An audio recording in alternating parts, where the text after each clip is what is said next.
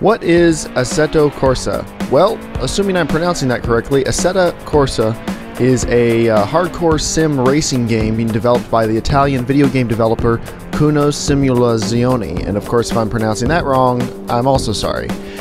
I have played a ridiculous amount of Gran Turismo on the PlayStation, starting with Gran Turismo 1, I skipped 2 and 3, came back for Gran Turismo 4 on the PlayStation 2, and Gran Turismo 5 on the PlayStation 3. And it's always struck me as a bit odd that the PC never really had any high-profile, hardcore racing sims, given that the PC platform is widely regarded as the most hardcore gaming platform. The PC has iRacing, but that's getting a little bit long in the tooth, and Project Cars isn't due to come out for quite some time. So maybe Assetto Corsa will fill in the gap. Assetto Corsa is designed to provide a very realistic driving experience. They're going to have single player and multiplayer, and the game just released into Steam Early Access, which means it's not complete. It's actually nowhere near complete according to the developers, but it's a good opportunity for people to hop in and get a look at the game early. The game is going to allow considerable customization and modification, and supposedly will offer the ability to be modded, have other cars added, things like that, very easily. So, how is it? Well, if you like Gran Turismo, you'll probably like Assetto Corsa. The car models are absolutely gorgeous. As a quick comparison, here's some footage of Need for Speed Shift 2.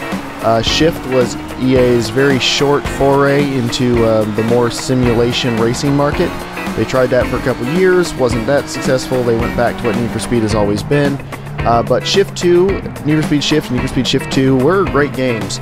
But here's some footage of that, and it looks pretty, it looks very nice, but Assetto Corsa looks head and shoulders better, at least in the models of the cars and the tracks. And we're going to get back to that in just a minute. The car models are extremely detailed, the reflections are beautiful, the in-car dashboards look amazing.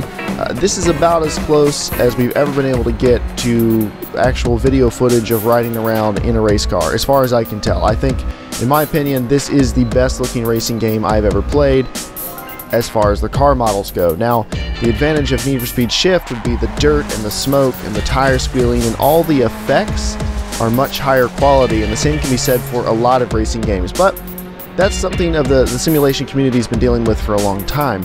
The money and the time and the research is put into the actual simulation itself, and the special effects tend to fall by the wayside. Take, for example, Arma.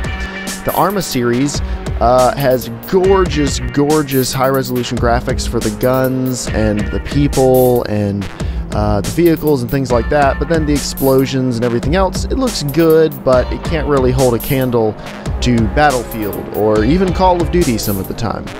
So that's kind of what you're looking at with Assetto Corsa. It's a gorgeous, gorgeous game if what you're most interested in is the cars, but if you're expecting amazing lighting effects or things like that, you may want to keep looking.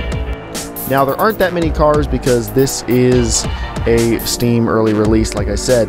Now, the selection of cars is kind of what you expect. There's some Ferraris, there's some Indy cars, there's a couple slower cars just to make you feel like you're getting a well-rounded experience, but the developers have promised there will be many, many, many more cars added into the game. But of course, they're a little bit tight-lipped on exactly how many that's going to be, and of course, modding could add a ton more. So, there's also not a ton of tracks at the moment, but that, of course, is supposed to change. Again, this really is a preview, so you shouldn't go into it expecting a complete, finished, polished product.